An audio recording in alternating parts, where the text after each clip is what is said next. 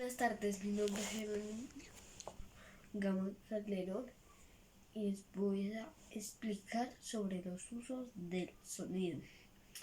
Sin el sonido no podríamos hacer amigos, tampoco escuchar la melodía de la música.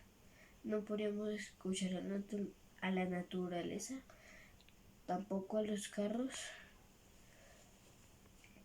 Hay sonidos muy feos, como especialmente en la calle.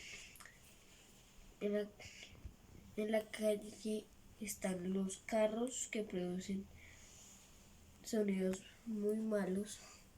También están los taladros, los aviones, helicópteros, la música muy alta. Por eso necesitamos tener un volumen adecuado para nuestros oídos.